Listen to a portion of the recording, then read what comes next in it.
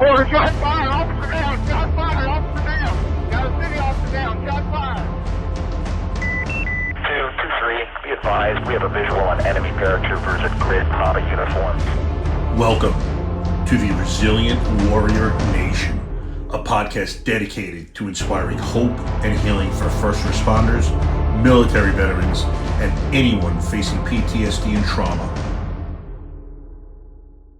Listen, we're going to now kind of change gears a little bit, and I want to talk about your son's story because that is a powerful story.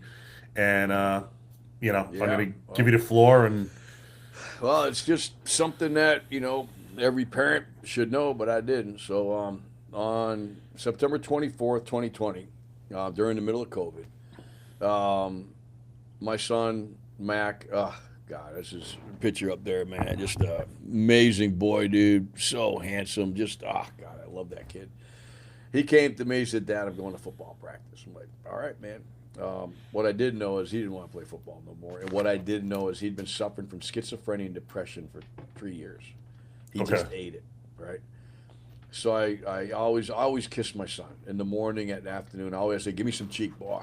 And I love sucking on his cheek, man. He had the cutest cheeks when he was a baby. So I kissed him. I said, make good decisions, son. He goes, I do that. An hour later, I get a phone call. My daughter's crying and screaming that my son's up on top of Pulpit Rock, which is a huge rock cropping about 120 foot high, right in the middle of Colorado Springs by the highway, and he's going to take his life. And I'm like, I just saw him. They go, Dad. And I'm like, holy, so I freaked out, man. I put on some shoes, no socks. I got in my car, and he had his cell phone. So my wife is amazing with technology. So she had cell phone trackers on all the kids.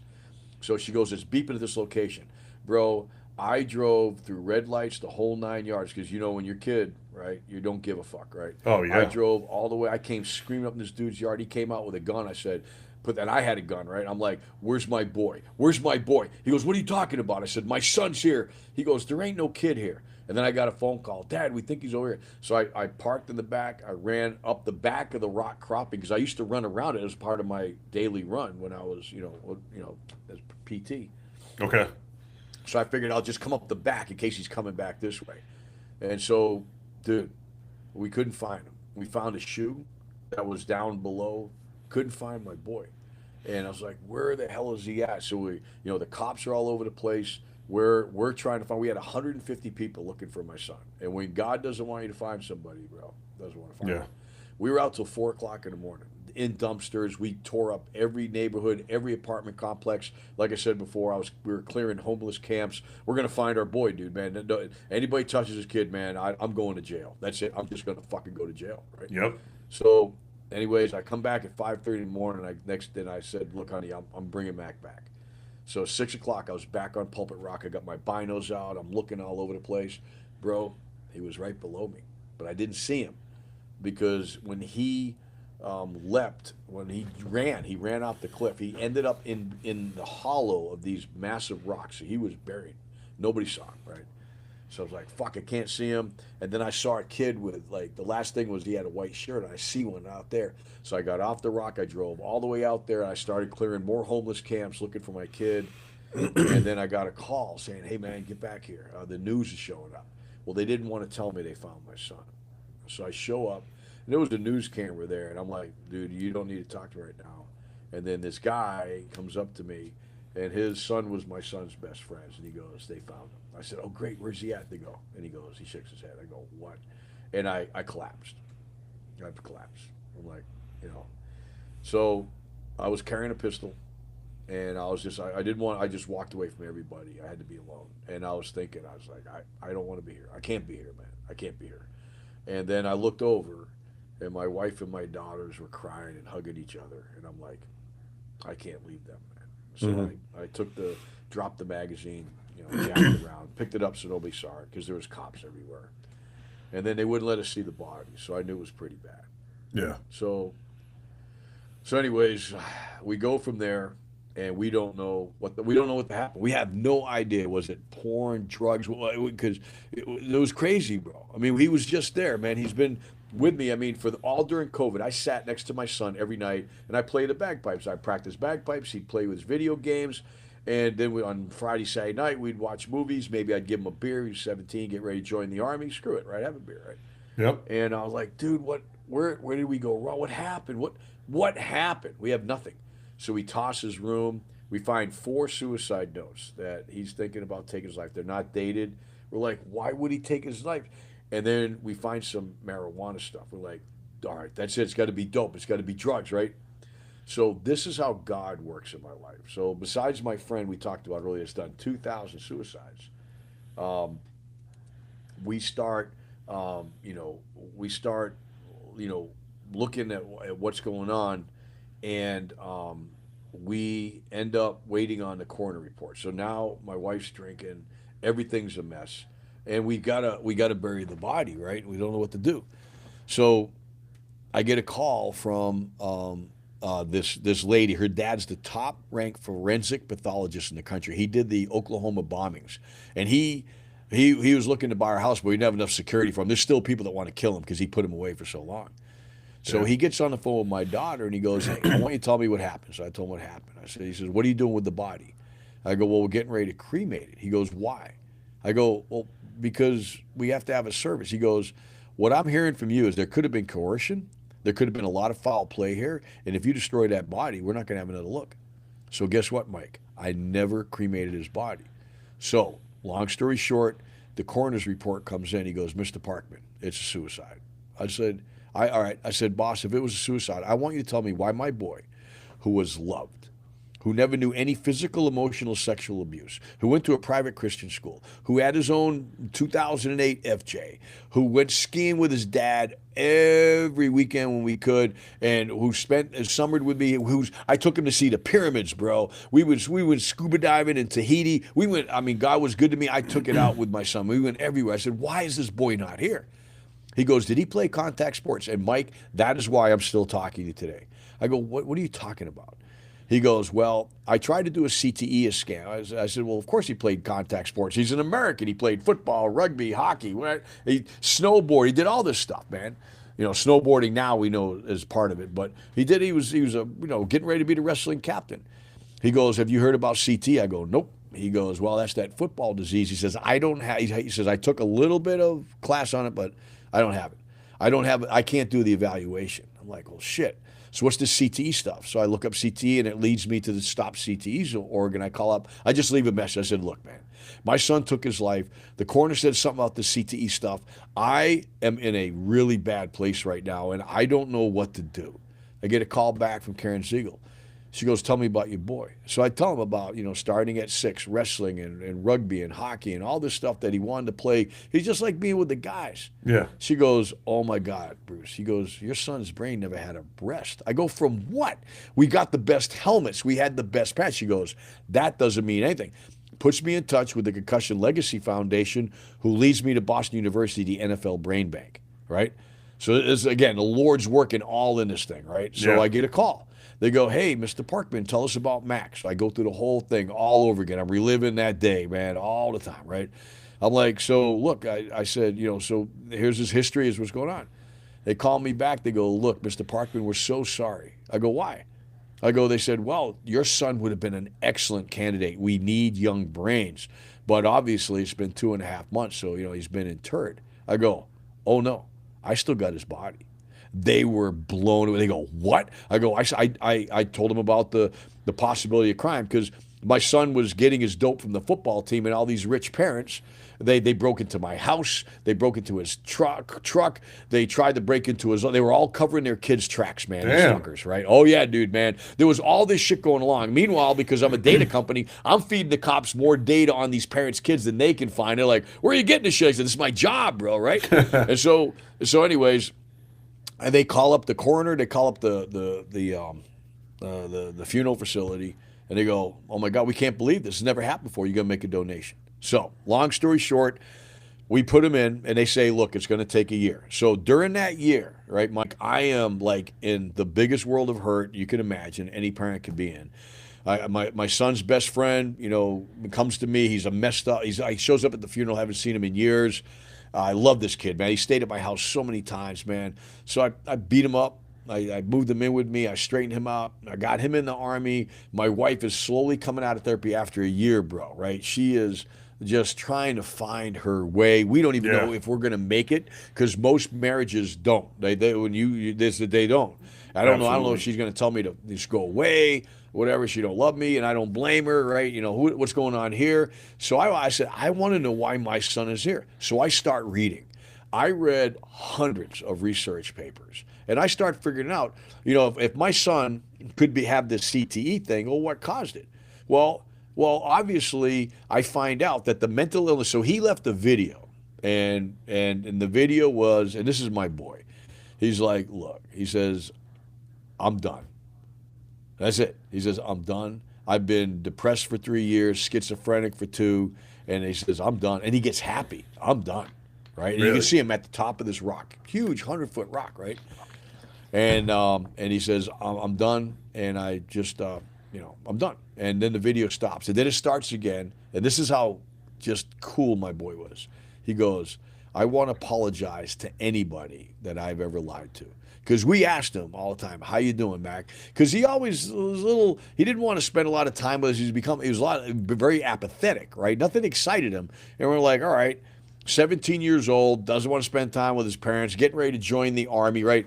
You know, it's like, all right, you know, we didn't press too hard, but he never acted out. He was never in trouble. He never got a driving ticket. There was no red flag screaming, I'm hurting. And this brave boy ate this. Like people that have ate their mental illness. He just ate this because he didn't want to bother anybody. And he told my stepson this, his best friend, the 2 days before he left. He didn't tell me he was going to take his life, but he said, I don't want to play football no more. And I'm having trouble sleeping. He goes, you have to tell somebody. And he goes, I don't want to bother anybody. Yeah. Right? I don't want to let anybody down. Right. And that's just the way that boy was. Well, after he made that, video, he literally took 39 steps in 7.2 seconds and ran off the top of that rock, bro. He was done. His Apple phone survived it, and it was still pinging off those signals. I still got his Apple phone. I listened to his music, right? And so here I am. I'm reading all this stuff, and I'm like, oh, my God, schizophrenia and depression, everything that he said he has results from damage to what? The prefrontal cortex. Well, that makes sense. Well, how come I don't know about this? And then I do some more research, and I find out that the number one area impacted by contact sports, to include football, wrestling, and everything, is the prefrontal cortex. Well, could it be that his brain, his mental illness was caused by damage to his prefrontal cortex from contact sports? And if that's true, why the hell don't none of us understand that this is an issue? Yeah. There's got to be a book on this. I read all the books. I mean, I got a whole library back here of brain fucking books, right? Read them all, right? I learned all these big words and dialed into them. And dude, nobody's out there screaming, hey, these contact sports aren't good for kids. Then I find out that CTE has been around since 2009, and everybody's been focused on NFL players, and nobody even thought, hey, is this hurting our kids? If it's doing this to an adult brain, what is it doing to a child's brain that's developing until 25? And why is this not considered a threat? So I write that book. And while I'm writing that book, in September of the following year, we get our first interview with Dr. Ann McKee, right? And she goes, Bruce, I'm sorry, I didn't find any CTE, which we expected. He was 17. They've only found it in one other kid, like a quarter size. Okay. And I go, I said, all right, I accept that, Dr. McKee. I said, but did you find any damage to his brain? And she looked at me, she goes, why would you ask that question? I said, because Dr. McKee, I've read hundreds of research papers, and I'm convinced that my son's mental illness was caused by damage to his brain that was caused by contact sports. So when you looked at his brain, did you find any structural damage? She goes, well, we don't look for that. We just look for the CTE. She goes, how does your son die? Because she only gets the brain. She doesn't get the story. So we told her. She says, I'll go back and take a look. Calls me back 6 months later. Oh, my God, Bruce. We found everything that you said we would find. With me, right? A sergeant major, right? Old, dumb, fuck me, grieving dad, dead kid. And I'm like, are you kidding me? She goes, would you fund a study? I wrote them a $250,000 check. And for the first time ever, they went back into the NFL brain bank. They separated all the brains under 30, 162 brains. And I'll send you this report. So they do their assessment. We fund it. A year later, they issue these in August of 83 or 83. They issued this report. Or I think it's 84. No, yeah, 84. They issued this report. Out of all the brains in the bank under 30, 40% of them had CTE. I'm like, I didn't fund you to look at CTE. I fund you to look at brain damage. Then I read the report because they're the CTE brain bank. They're focused on CT, so they got to say CT. In that report, bro, out of the 162 brains, 40% of them had CTE. All right, that kind of sucks there.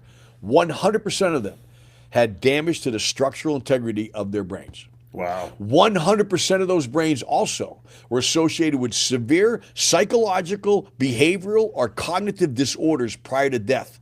And 80% of those brains, including my son's, died from suicide or drug overdose. Whew.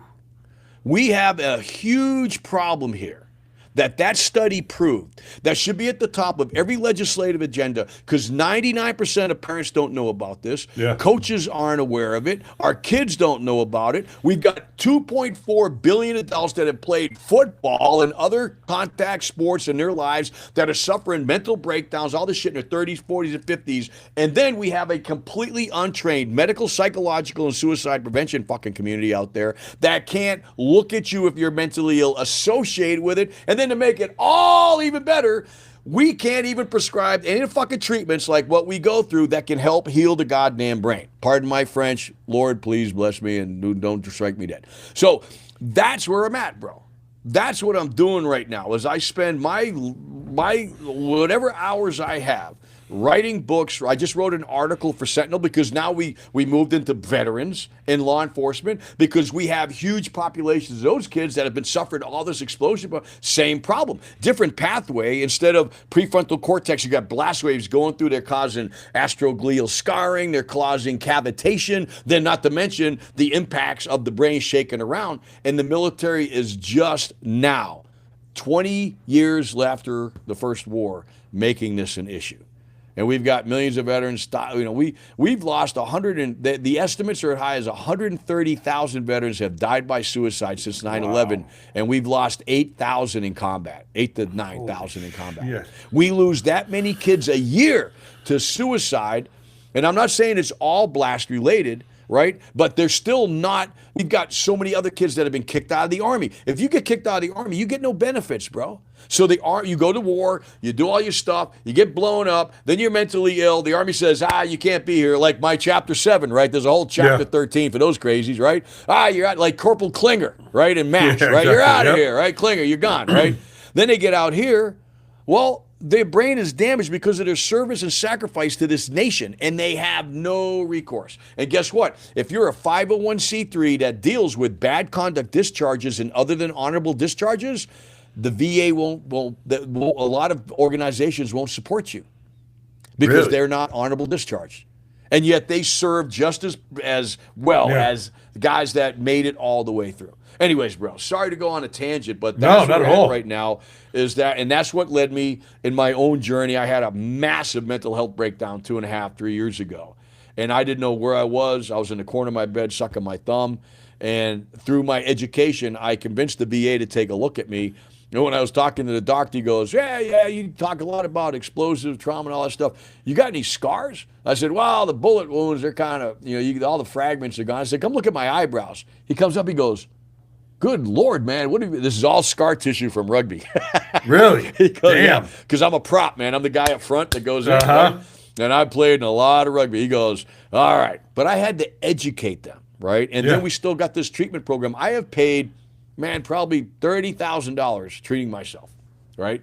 I know people that have spent 80 more. I know people that have mortgaged their homes, right? This shouldn't happen, bro. No. I mean, God gave me money. I've been very blessed, man. But, dude, massive problem here. And this is your podcast, dude. This is part of your journey and sharing this message that you're doing right now on resiliency and understanding that when you are mentally ill, there could be another problem behind. You're not just crazy. You just didn't see too many bodies. You could have a physiological issue. But, man, hats off to you for this podcast, bro. This thing's amazing. Thank you, brother. Well, my life has changed, so I just want to pay it forward. So let me ask you this now. So you get someone, a soldier, and he's going through these, he's got conditions that he's going through, or depression issues, whatever his issues may be. How are they diagnosing these injuries? Is it just going off essentially what his history is? So they're That's able the to part. diagnose from that? Yep, that's a part of it. So your DD-214, which is a document you get when you separate from the Army, it lays out, your MOS, which is your military occupational specialty, what you've done. And there are MOSs now. There was a leaked VA report, which I can send you before, where they finally compared suicide rates to jobs in the military. Guess where the highest suicide rates were? Tankers, artillery, EOD, mortarmen, infantrymen, special operations, parachute guys, everybody that gets their brain shook, right? And so they didn't want anybody to see that, but I guess it got leaked out. I got a hold of it. And so your DD-214 will absolutely show that you've been in a position in the military that's exposed to trauma. That's step one. Okay. Step two, your medical records, okay? Have you been blown up by an IED? Have you had a history of TBIs, right? And then, your DD-214 will show you that you've been in a job with a lot of repetitive blast exposure. Then in your medical history, if you've had concussions, right? If you've had significant trauma to your brain, that supports it. And then in the last 4 years, there's 4 scans that anybody can take. One's called a diffusal tensor imaging scan, or DTI. Another one's called a SPECT scan, which is a single electronic proton tomography. It's done by the Amen clinics. They're around the country.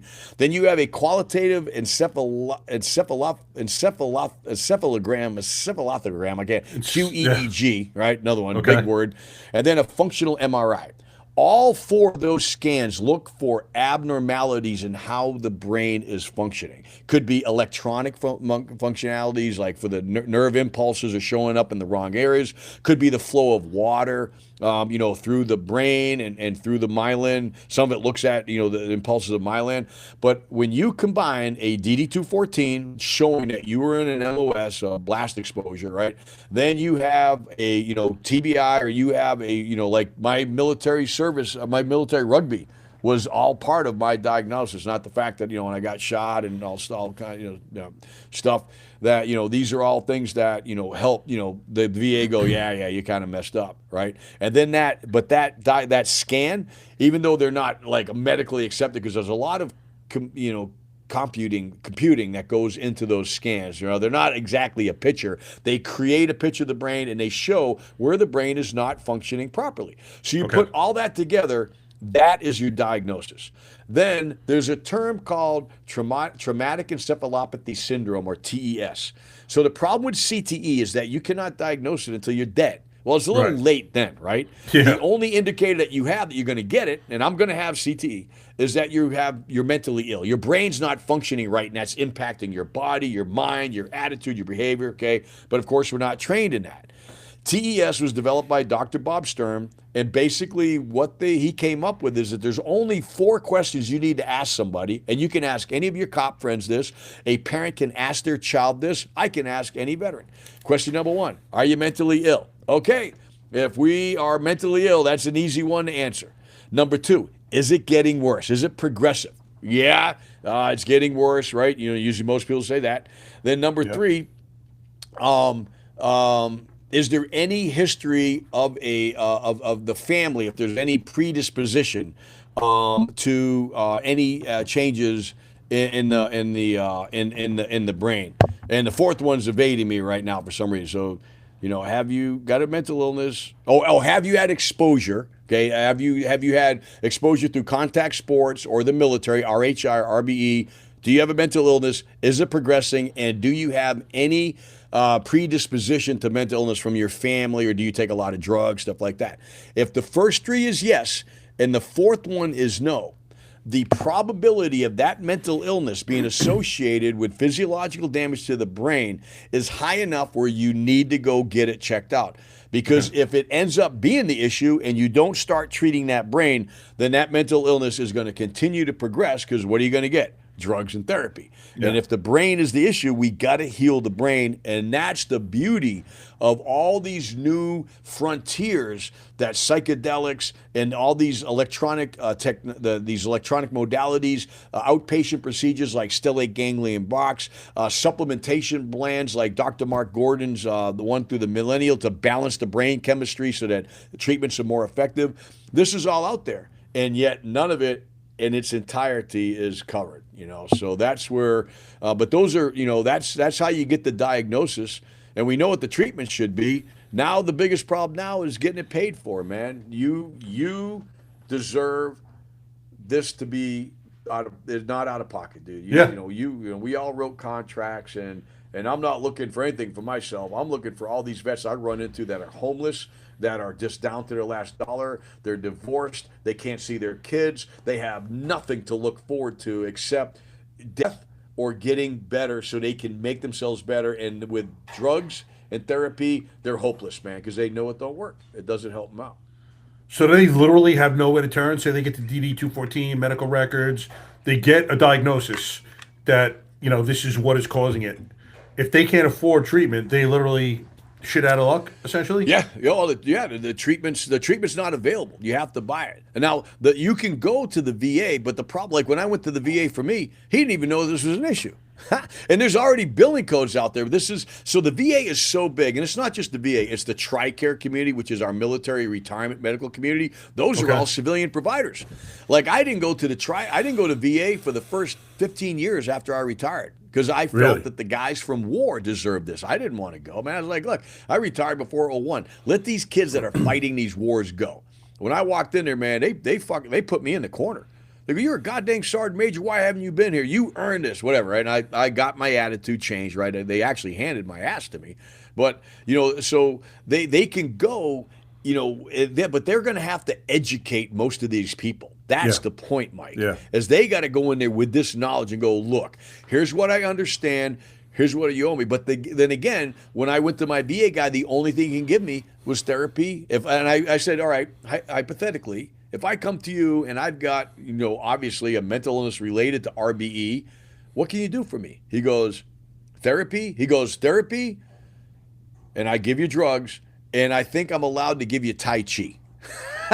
That's it, right? Jeez. So all this stuff that you and I know about, plant medicine, supplementation, all this amazing array of treatments that I would say at least 75% of the people that go through them say this positively impacted my brain health, my mental health, my life, are not able to be prescribed by the VA or TRICARE at this time. Right. That's why. But in terms of like biggest bang for your buck, psilocybin, ayahuasca, would you say? I would say if you're really struggling, a couple things to think about. So Millennial Health, Dr. Mark Gordon has a supplementation plan that looks at and it's all, again, out of pocket, right? Unless you can find a thing to cover it. But he has had great results in taking these, so he's got a blood test, right? That's really unique. It looks at, like, if you're a guy, it's estrogen, and he looks at all these things that most insurance plans won't cover because they're weird, right?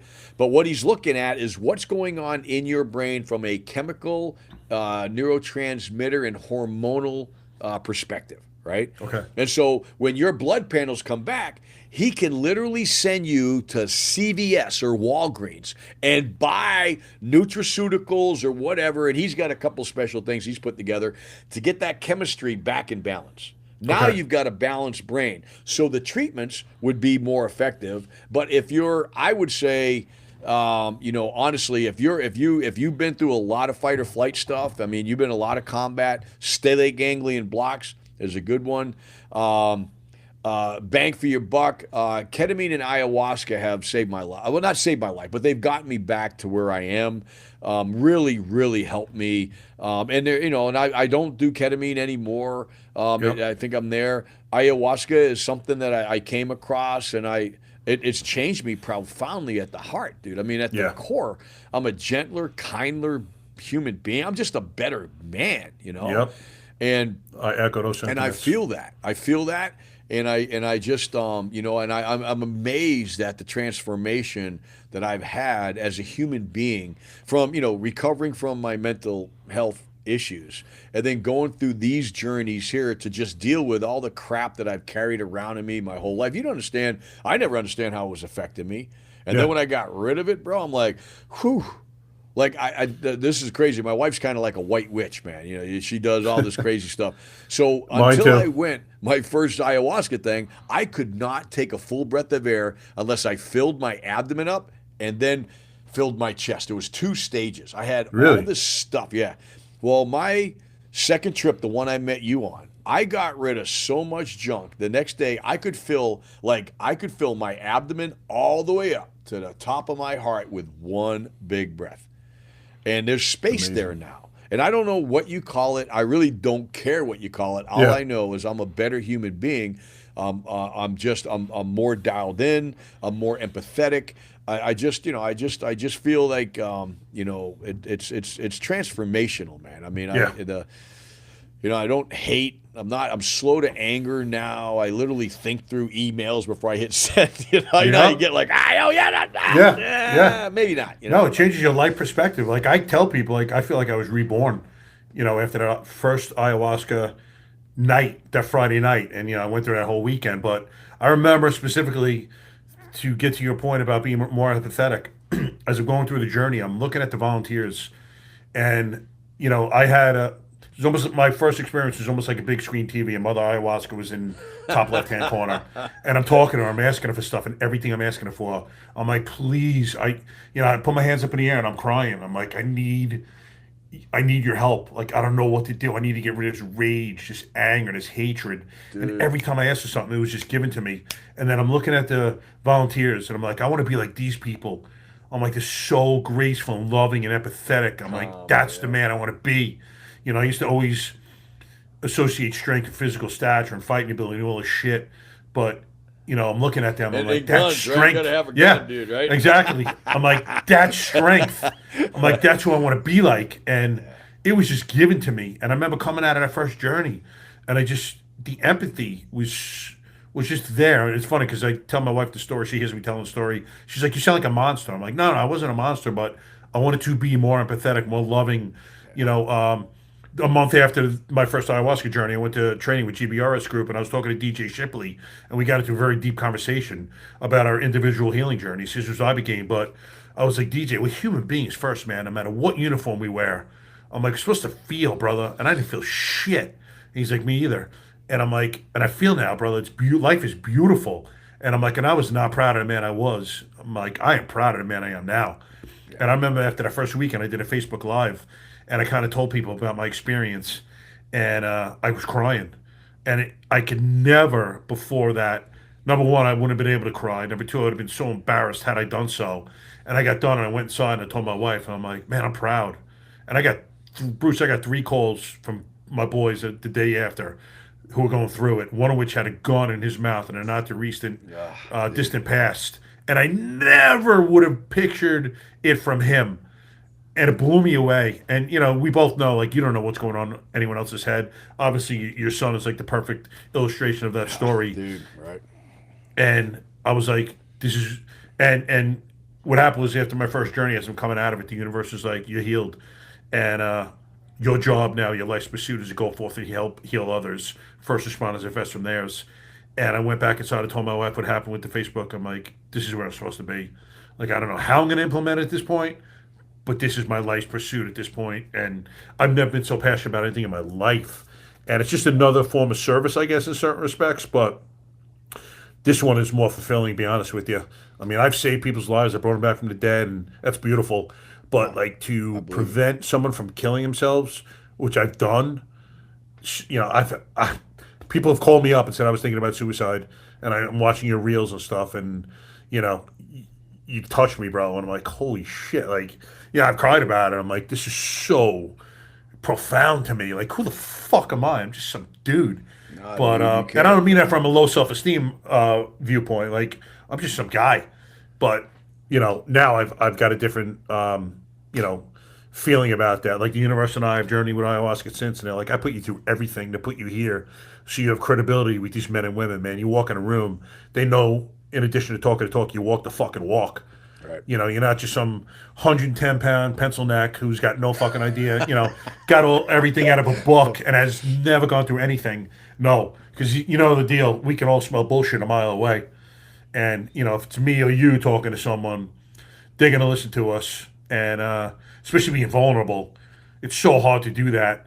And you know, I think I told you in that one podcast I had with Zach Ferguson, we each cried in during points, and I got done recording. I'm like, bro, that was beautiful. I'm like, you're gonna save someone's life, man, or change someone's life, just like Eddie Petty did to me. They got to see a fucking SEAL, a warrior, absolute warrior, crying, and it's gonna tell them that it's okay for them to do the same thing. And you know, just the way we're talking now, like you're a fucking Green Beret. I'm a 30-year cop. Who would expect us to be talking like this? But you know, it's who we are now. Empathy and caring Yeah, and love and all that. Yeah, dude. that's what life's all about. Nah, it is, man, and you're doing an amazing job, bro. I mean, You too, brother. the message has got to get out. I mean, there's just, and it's appalling that a lot of people just don't know yet, right? And that's where you and I and I think everybody that goes on these journeys is just expanding that force multiplier, right? We talked about Green Berets, force multiplier. Get out there, spread the story, and then we've got to make this, more accessible, more affordable, so we can just get more people through there, and it's a dire need, man. And man, God bless you for what you're doing, bro. I mean, Oh, same to you, brother. Actually, I wanted to touch on Blue Fusion Technologies, if you could speak about that. Dude, it's so. Anyways, I don't know, man. I God's got me running and gunning, bro. Man, I've done a lot of amazing things. I set the world's record for the world's highest bagpipe performance on Pikes Peak. Give it to me, Adam fuckers, because they wanted $12,000 to market. I go, no, I got a marketing team. They go, well, you don't get the. They came up and said, oh, we have an unofficial record. I go, what the hell is that? So no, but God's been just, and I did it to talk about my son. I'm here to talk about brain trauma. I don't care about no war. I just wanted to get some attention to this, right? Yeah. So. Anyways, I've been in defense contracting for 24 years. I've been very blessed, man. I've built some really amazing companies. Had some blowups, man. Some massive explosions, nuclear bombs. But this product here started out in 2015. There's a thing there's a tool that law enforcement and the military uses called link analytics. It takes data and connects it together so you can see how he and she and this are all related, so you can make a decision. And but the biggest problem with it is that there's so much data out there that the only way to make it available is that you have to copy it into this big database. It takes so much money and so many data scientists. Crazy.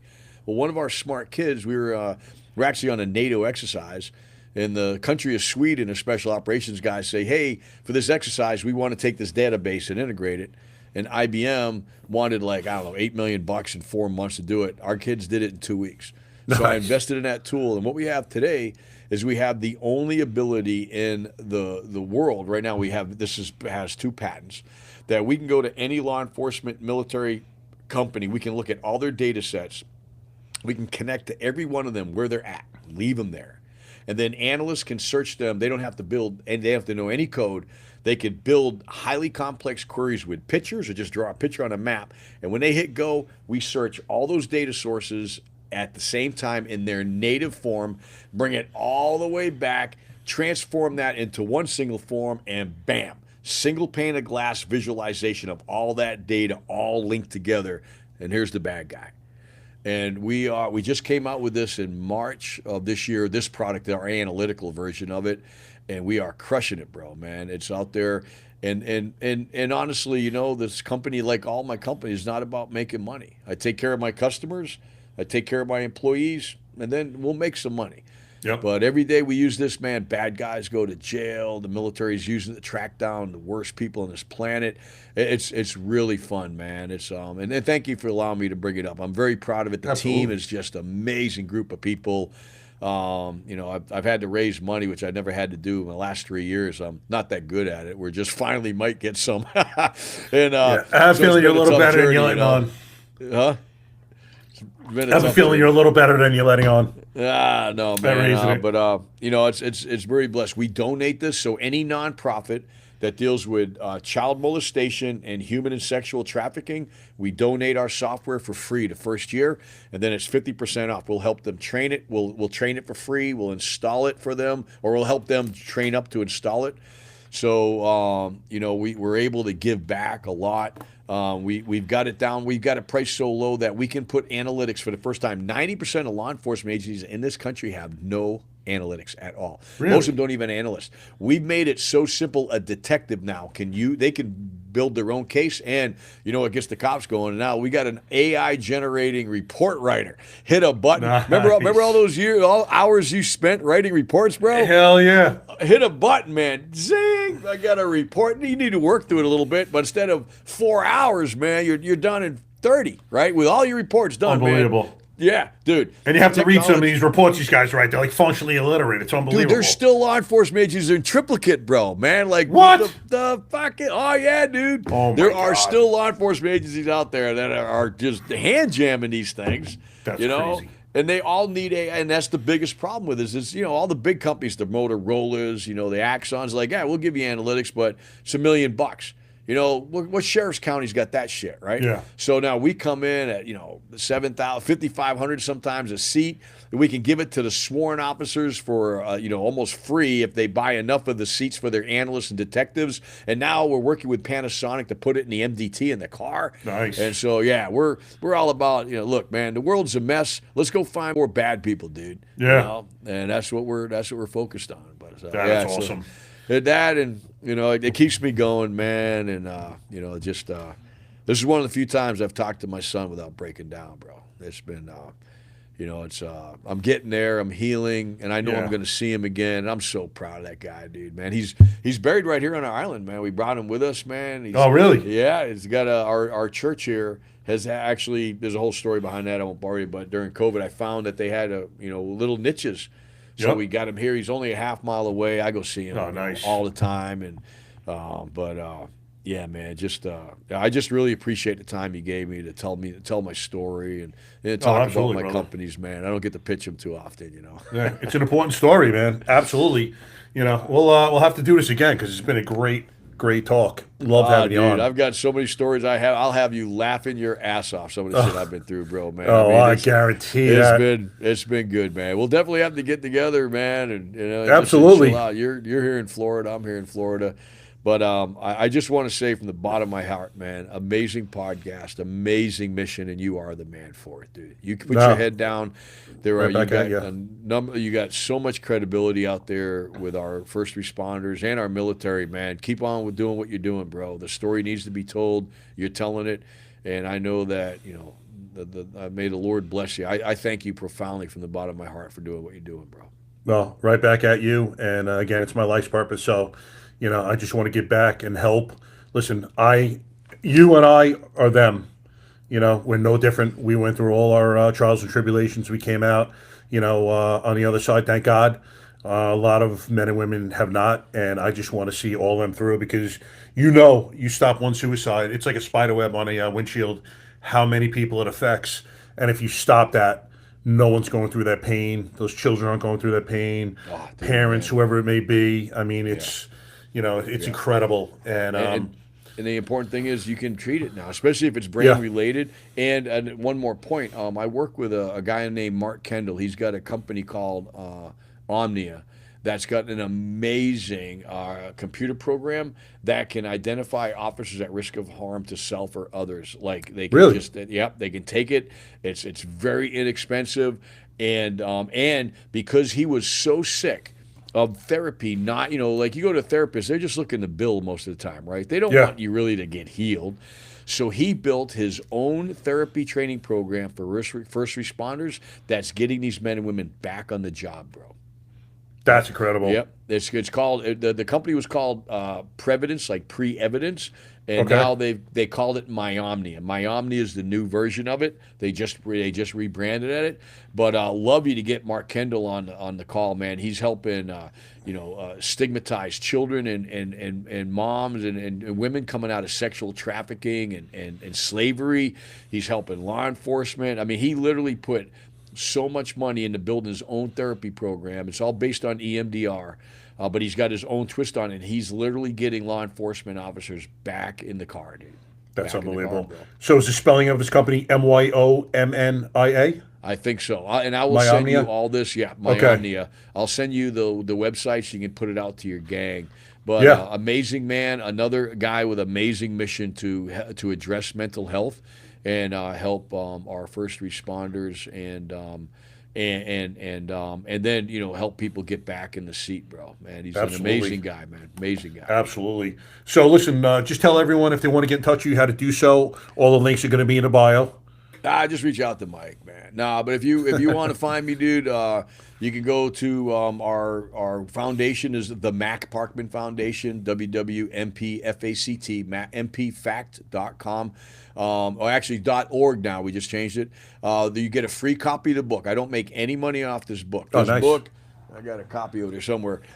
Is you can download it from the website, just pass it around. We also have an app called Head Smart that you can get on the Google or Apple store. It's got the book. It's got all kinds of information for you as parents to be able to watch your kid if they're playing these sports and when to say, that's enough. And we're looking to get that up and going. You can find me on X, Bruce Mac Parkman on X, man. I Twitter on this stuff all the time. And we're out there doing we're out doing the best we can to spread the word, man. Awesome. All right, brother. It's been unbelievable having you on. Just love the podcast. Oh man, dude, this is a great man. I can't wait to do it again someday, man. Just let me know. We'll get on it. Absolutely. As I learn, you're gonna learn. I'll keep sending you all the crazy stuff that we're learning now, and anything we can do to help first responders, anybody dealing with mental illness, because this affects TBI. Same thing. If you've been in a car crash and you have a damaged brain, we got to get you help, and these plant medicines and these other modalities can help you. We got to get you covered, man. So all good. Awesome. But amazing journey. Thank you so much for tonight. I'm gonna sleep like a baby, bro. All right. It was great having you, and I'm sure you're going to be on here multiple times because it was just unbelievable talking to you. Call me anytime. All right, Bruce. Brother. We'll have you on. Absolutely. All right, Take care. God All right. bless you, sir. You too. All right. Take care.